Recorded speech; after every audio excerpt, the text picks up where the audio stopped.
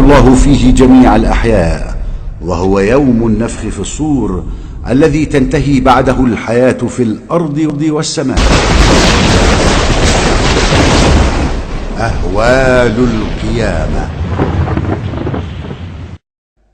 بعد اليوم الذي تظهر فيه أغرب العلامات، حيث طلعت الشمس من مغربها وخرجت الدابة من الأرض وظهر الدخان، وبعد هذا اليوم الذي تظهر فيه هذه العلامات يتغير مجرى الكون وتغلق باب التوبة، ويبقى شرار الخلق وهم الذين يشهدون العلامات الأخيرة.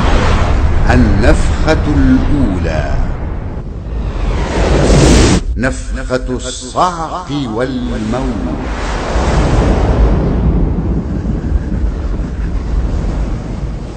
بعدما جمعت نار عدن آخر العلامات الكبرى الناس في أرض المحشر، أذن الرب عز وجل بنافخ الصور أن ينفخ النفخة الأولى، نفخة الصعق والموت.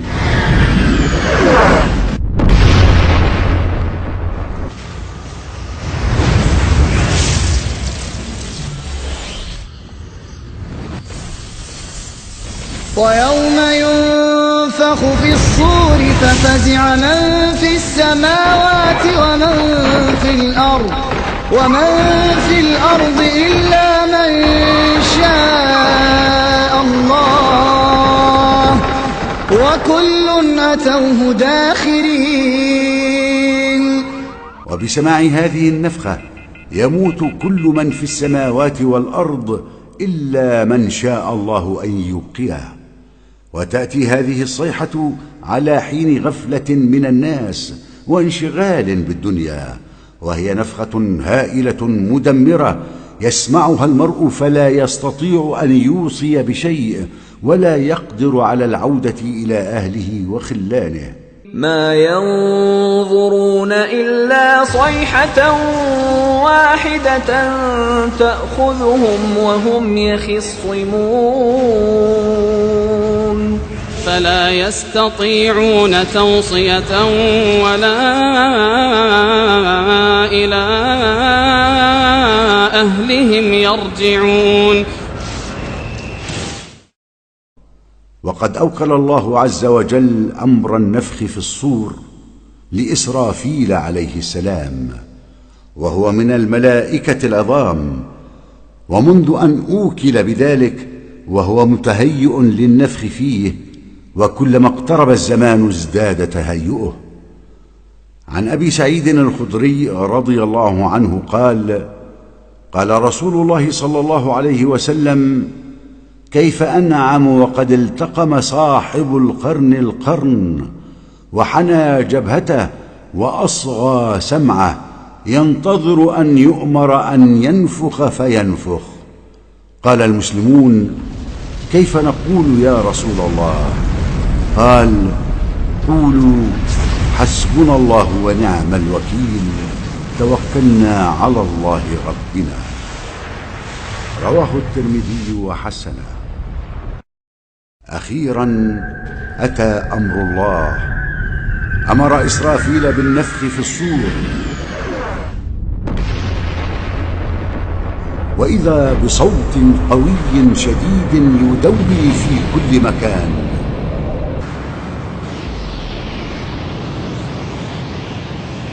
وإذا بالفزع يسود الوجود.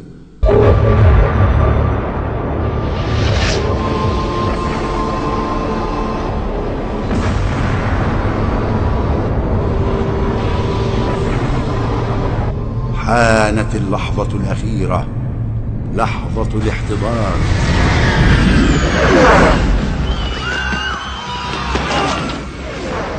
ها هي ذي الدنيا بأسرها تحتضر،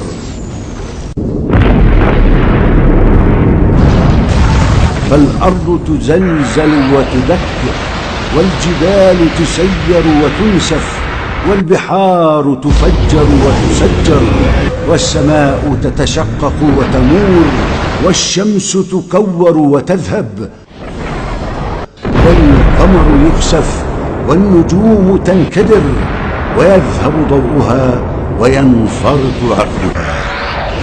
ما هذا؟ لقد انطفأ نور الشمس وكذلك القمر وسائر الكواكب.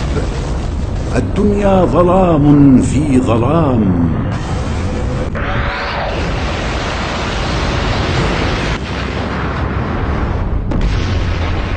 ففزع الجن إلى الإنس.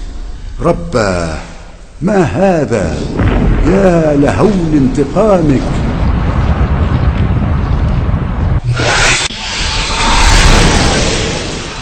سبحانك يا الله، يا قادر يا جبار. السماء أيضا تحتضر، تتشقق، تتكور منها الشمس وتظل تهوي عبر بعد سحيق. ويقع القمر وسائر الكواكب والنجوم. تشتعل النيران وينتشر الدخان، وعلى ضوء النيران تشهد المخلوقات كل الأهوال.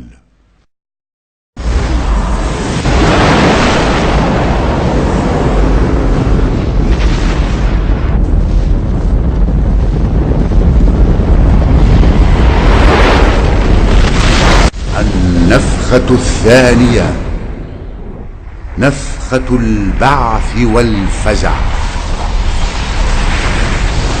ثم يأمر الله تعالى بالنفخة الثانية وهي نفخة البعث. فإذا شاء الحق تبارك وتعالى إعادة العباد وإحياءهم أمر إسرافيل فنفخ في الصور، فتعود الأرواح إلى الأجساد ويقوم الناس لرب العالمين. ونفخ في الصور فصعق من في السماوات ومن في الأرض إلا من شاء الله، ثم نفخ فيه أخرى فإذا هم قيام ينظرون. وأشرقت الأرض بنور ربها ووضع الكتاب وجيء بالنبيين والشهداء وقضي بينهم بالحق وهم لا يظلمون. ووفيت كل نفس ما عملت وهو أعلم بما يفعلون.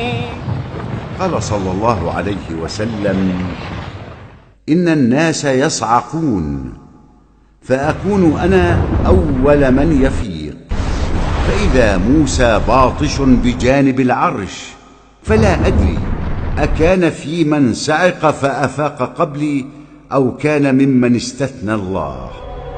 رواه البخاري ومسلم.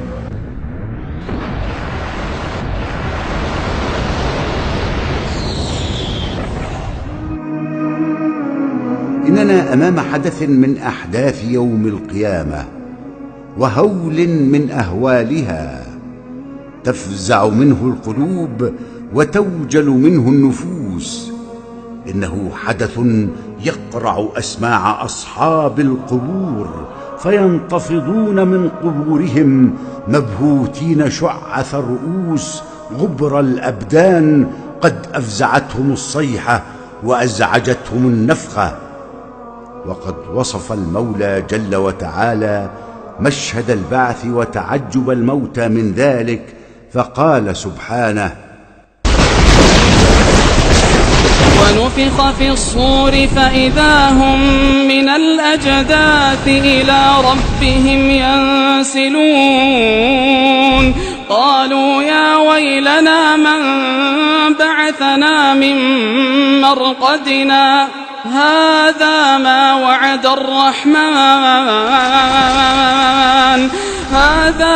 وعد الرحمن وصدق المرسلون.